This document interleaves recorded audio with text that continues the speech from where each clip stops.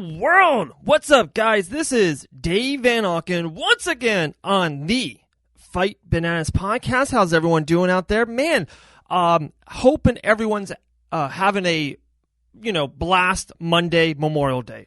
It's one of my favorite days of the year. Usually, it's a 3-day weekend, right? Usually for most people, it's the sign of summer. So hopefully everyone's having a great time out there. Hopefully the world is getting back out. A lot to look forward to. Hopefully everyone's good with you and yours, guys. So, guys, this is a great episode.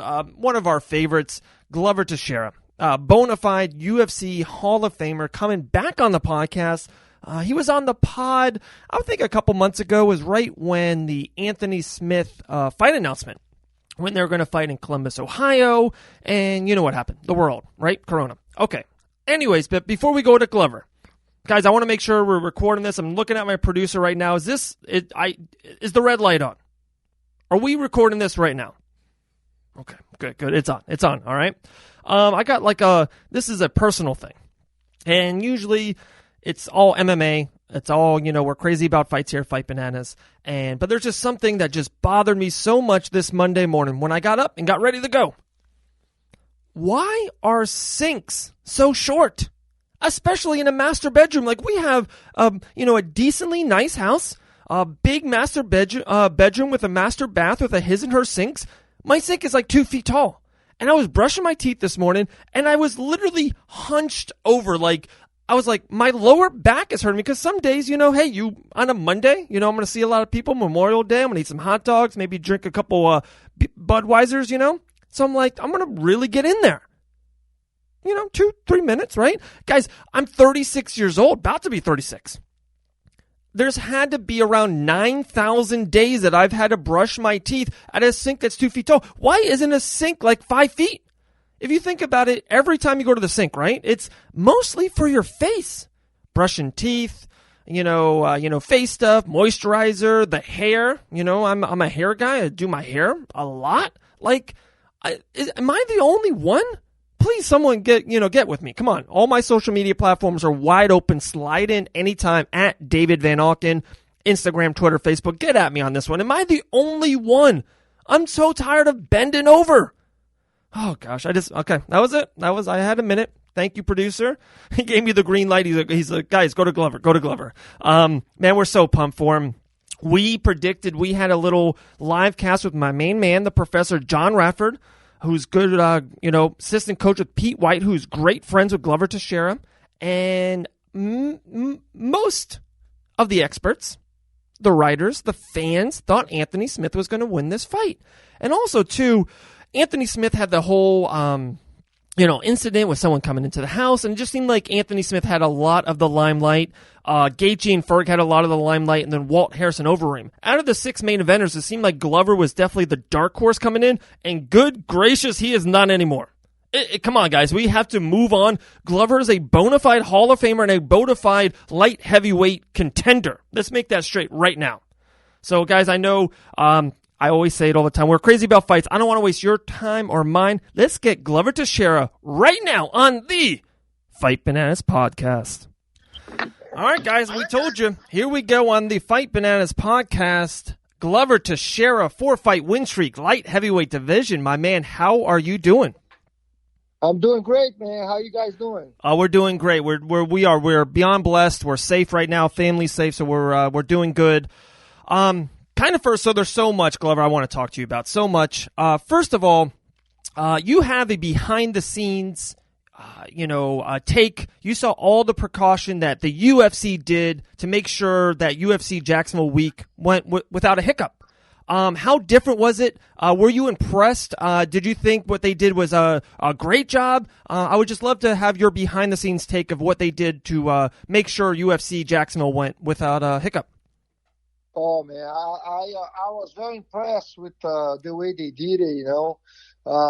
We get there, everybody wear masks, and we tested right away. It was alcohol everywhere. Cleaning all the time. It was crazy, man. Like something, and then you do the coronavirus test, the antibody test, and then you do a test every day, your temperature. It's kind of like really respecting everybody wear a mask all the time. It's it's a crazy time, but respecting that and take a precaution, and it was amazing. Right. A lot different from years ago, fighting in bars or back, with the back streets, all that. So the UFC did a great job. Everyone I talked to had a great week there in Jacksonville. Okay, so we'll get into it. For another kind of little side question is, it was a little weird that it was on Wednesday night. I thought it was a great thing in the middle of the week. Of course, with how the world is, people were loving to watch MMA or just of any sport. Did you feel any different fighting on a Wednesday night and not usually on a Saturday night? I fought on Wednesday night before. I think was with Ryan Bader, maybe in Brazil.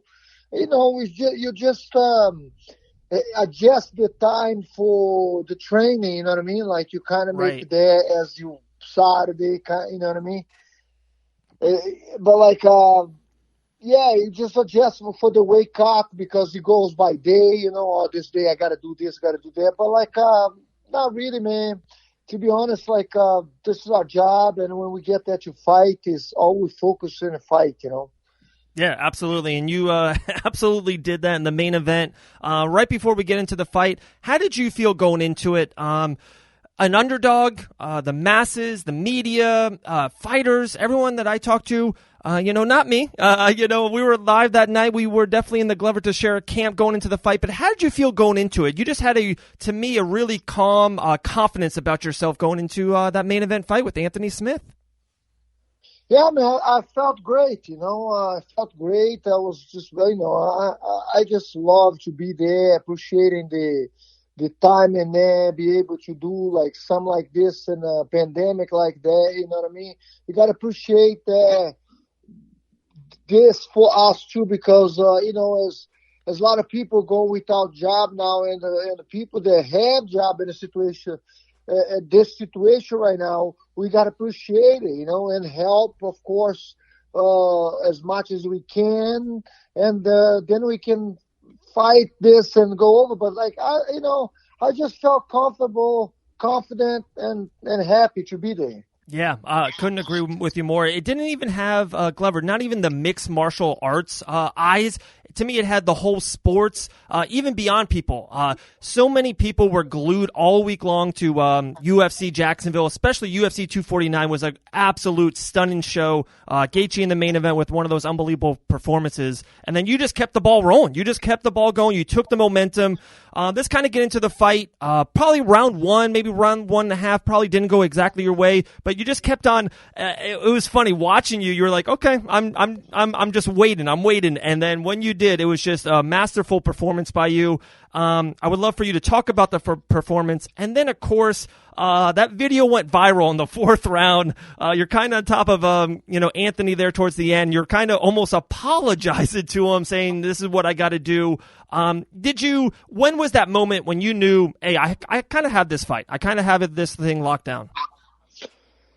Yeah, well, in the beginning of the fight, I had a little bit trouble with the distance, but like I was, blocking the punch, most of the punches, and some was hitting. I was just like, moving with the punch, kind of roll with the punch a little bit. It wasn't hurt me, but the distance was off. And when I realized, like, cut the corners a little bit and start hitting him, and then, like you say, in the second half of the second round, and I felt very confident, and I felt that the punches was getting there, and it was just a matter of time that my takedowns, was gonna start shooting for takedowns, because I mix it up very good. So, but like in the beginning, in the end of the second round, man, when I knocked him down, I think it was a knockdown there. Yep. And that I kind of felt like, the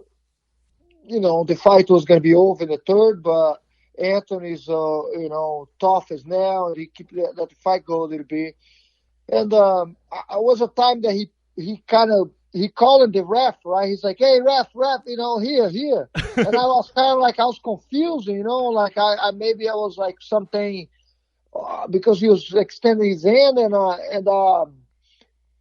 I was something that in his glove or something. I don't know. I was confused, so I kind of look it, and he's like, it's my tooth, And I was like, I kind of feel bad, It's Right. like it's a situation to laugh about it now, but like, I kind of feel bad because I was like, hey man, sorry, Anthony, but this is part of the job, But it's not like it's not like I don't know, man. I don't feel sorry. It's not like I feel sorry for the guy, but Right. it sucks when you're losing your teeth in a fight. I don't want that to happen, Right, of course, of Anyway. course.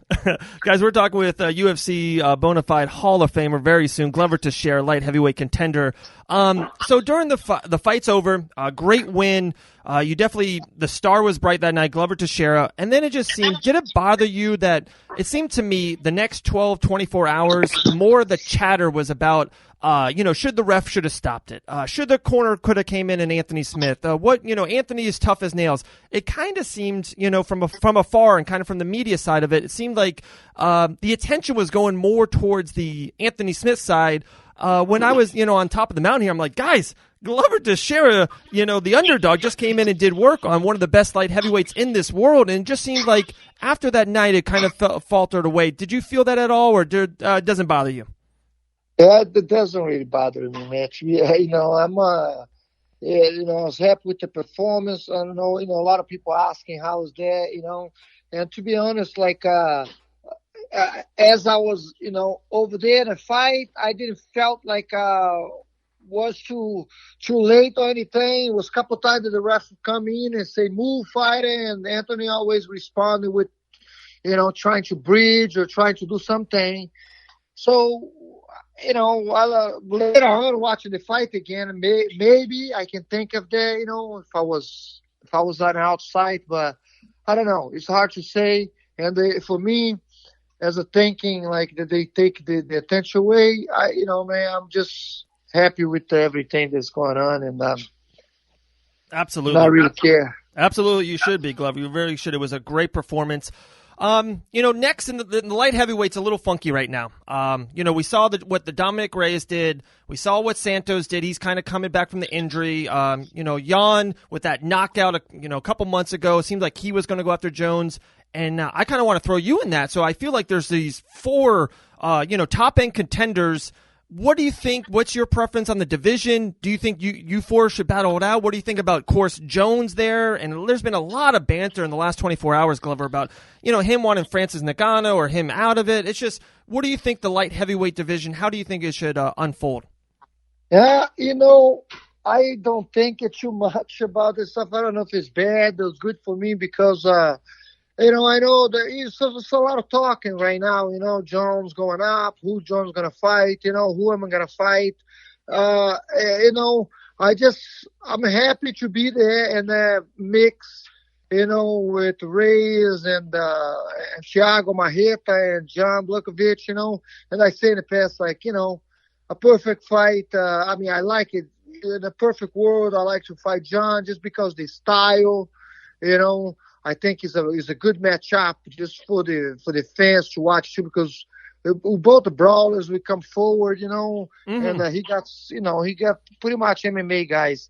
But I like to fight any of those guys in the top division. They'll be, I think, it'll be my next fight, and from there, man, it's probably title elimination. Whoever wins that fight. I know I have to fight one more time before I fight for the title. Right. But, and I'm really to fight any of those guys, man. That's awesome. There really is. There's with you and those three, there's like a little round robin there, a great four. I'm so excited to see how this unfolds. I really want to kind of switch gears to your gym, Teixeira Fitness and MMA. I was listening to Chael Sonnen's podcast. He said that Chael just came up there and had a little time with you. And, I know friends up there that's been up there with you. he couldn't say enough great things about your gym. He loved the gym. He said he loved how it felt. And then he also said a lot of the gym members. He was talking about some of the gym members, and I would love for you to kind of, one, put the spotlight on your gym, and even some of those members. Some of those, he said, Chael was like, guys, there's a couple 19s and 22-year-olds and a 30-year-old, and they're 162, 165. He goes, there's a lot of studs coming through that gym soon. So I would love for you to just take this time, promote the gym, and some of those key members there. Yeah, Shell come over here. I think he was training for one of his fights. Shell was amazing. His visit here, he did. I wish he come more, but I don't think because he was working Bristol, Connecticut. It's only Yes. 15 minutes away. Right. Yeah, he should have come on. He come in the older gym, man, the smaller gym. Now we upgraded 2018. We move up, for biggest place. It's like, a little bigger, not too crazy, but it's 7,000 square feet. The one that the Shell come was very small, was only like 2,400 square feet, but it was nice. And now we at this bigger gym, man, but we have some good guys, man. I'm excited for the future. I'm excited for what's coming up. I see some good kids that wanted to do. They start training with me like 3-4 years ago, and right now they're doing really, really good. And they're gonna turn pro this year, but with all this going on, I don't know. They might be pro next year. Right. But they've been training, they've been working hard, but it's fun, man. It's fun to have this kind of things because that's something that I like to do in the future is, to be involved in a fighting game, to be, I'm not a journalist. I'm probably not going to be one of the guys that do a podcast like you guys, but I want to be involved, and the way to be involved is coaching the guys and be there with the kids. We have a bunch of kids right now. We have over 60 to about 70 kids training with us, and a lot of like you say, older people, everybody, man. It's amazing to be part of this. That's amazing, brother. That's amazing. That's a great blessing to Teixeira Fitness and MMA. Last question for you. I had to throw this in here. We're talking with Glover Teixeira, guys. There's been a lot of rumors and videos of one of your all-time favorites, Mike Tyson. One of the greatest boxers, one of the greatest heavyweights ever to do it. It looks like he's trying to come back. He would love a little comeback, a little return fight, one last fight he says he would love to do for charity. What do you think about it? Do you think that's a great idea? Would you love to see Mike back in the boxing ring? Who would you love to see him go against? I would love your take. I know he's one of your all-time favorites, Mike Tyson. Yeah, man, he looks like phenomenal in those videos. It's crazy. It's amazing to see him. And it's crazy. As a son, I'm always watching Mike Tyson highlights before my fights, just to pump me up. And it's funny because the video was released the week of the fight, but then he make another video. There are highlights of his training at 53 now, and it was kind of cool, man. It was very, very cool to see Mike back in the training. It's good that he's healthy. I mean, I don't know. I don't know if I want to see him fight anymore. I don't think he needs to prove anything anymore.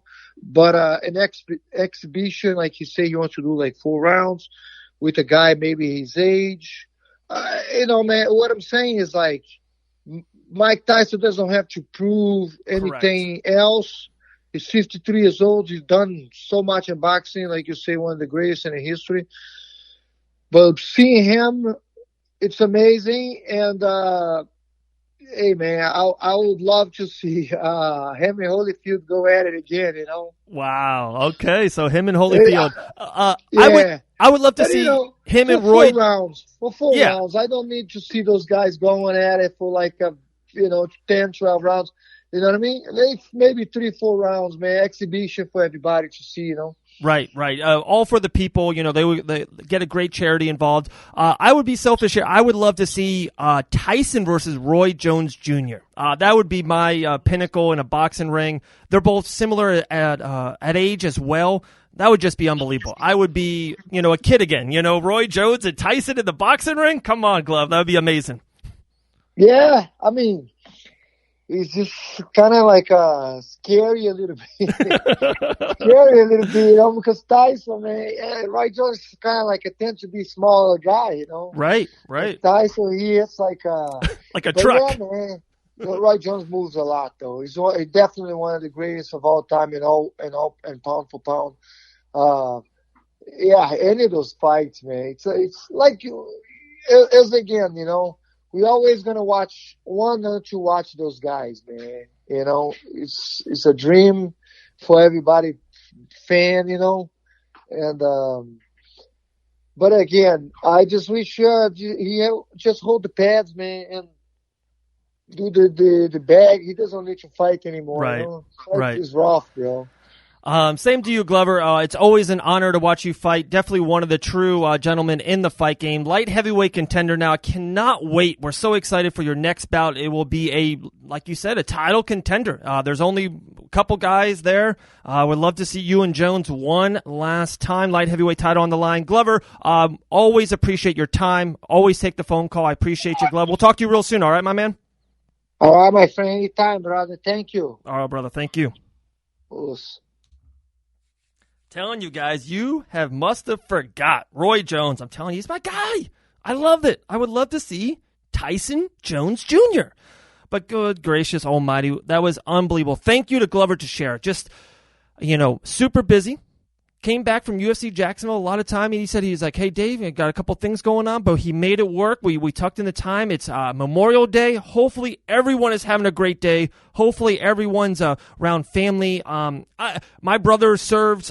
Anyone who serves out there, thank you so much from the bottom of our hearts here at Fight Bananas Podcast. Everyone that's involved, we salute you. Hopefully everyone's having a great day. It's a great day to be an American. Man, unbelievable show. Unbelievable. Last week was great, guys.